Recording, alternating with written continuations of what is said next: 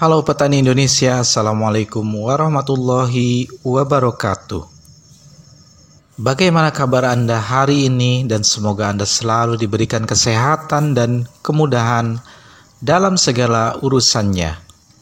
Di video kali ini kita akan membahas tentang bagaimana cara merawat tanaman padi yang sedang bunting atau sedang hamil. Dan juga sekaligus kita akan membahas bagaimana caranya kita untuk membuat anakan padi yang masih produktif agar tumbuh dengan serempak. Apa saja yang akan kita siapkan pada tutorial kali ini? Mari kita langsung saja menuju ke tutorialnya. Aplikasi yang kita siapkan pada kali ini yaitu untuk membasmi ulat penggerek batangnya atau penyebab daripada sundep ataupun beluk. Saya siapkan yang pertama adalah merek dagang Belt yang bekerja secara kontak dan lambung.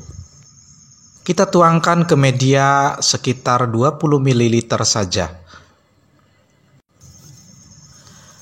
Lalu setelah Belt dituangkan, aplikasi yang kedua tetap saya masih menggunakan obat legend antisipasi untuk hama ulat, yaitu berbahan aktif Dimenhippo yang bermerek dagang Spontan. Dan aplikasi yang ketiga adalah pemberian zat pengatur tumbuh atau ZPT yang bermerek dagang Gigbro. Fungsinya adalah untuk mempercepat anakan padi yang tertinggal tumbuhnya, sehingga nanti pertumbuhannya bisa serempak dengan tanaman padi yang lainnya. Untuk antisipasi hama penggerek batang pada padi yang sedang bunting ini perlu dilakukan. Itulah sebabnya mengapa 60 hari pertama adalah kunci kita dalam keberhasilan menanam tanaman padi. Jika di fase ini kita bisa mengatasi hama penggerek batang, maka dimungkinkan serangan terhadap nanti di fase sedang berbuah itu bisa diminimalisir.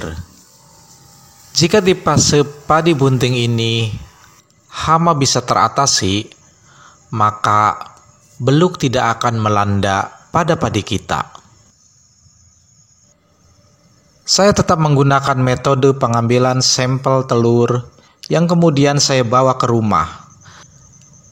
Setelah saya amati beberapa hari, lalu telur-telur tersebut menetas.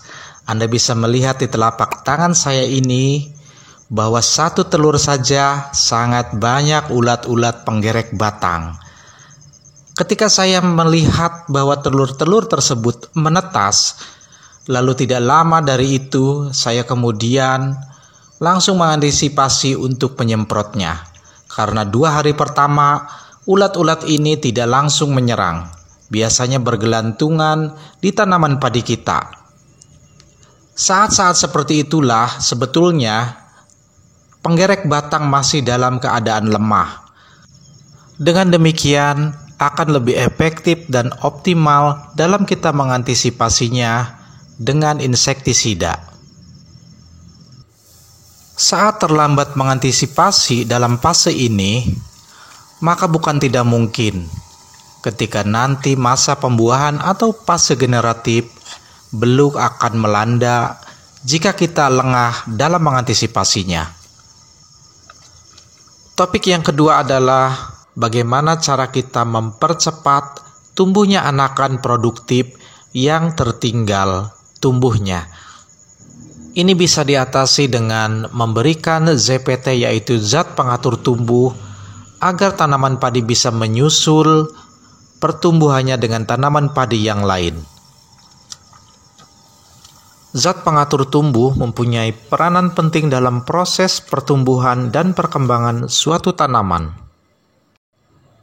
Penyemprotan Gigbro bisa dimulai ketika tanaman berusia 15 hari setelah tanam, kemudian diaplikasikan secara berkala 15-20 hari sekali dengan dosis 1 sampai dengan 2 gram untuk 10 liter air. Fungsi utama asam gibrelat ini bisa membantu Anda mendapatkan lebih banyak anakan sekaligus meningkatkan hasil gabah ketika panen. Dua hal penting dalam pengaplikasian ZPT adalah waktu aplikasi dan dosis yang diberikan. Penyemprotan ZPT yang dilakukan secara berlebihan bisa membuat tanaman tumbuh berlebihan pada satu hal sehingga membuat tanaman tidak tumbuh secara optimal. Sebagai contoh, anakan yang terlalu banyak memungkinkan terjadinya persaingan hara yang berlebihan sehingga produksi berkurang. Selalu gunakan ZPT dalam batas wajar sesuai dengan anjuran pemakaian agar tidak terjadi abnormalitas pada padi Anda. Saya lagi di rumah deh guys. Jangan lupa like, comment, and subscribe.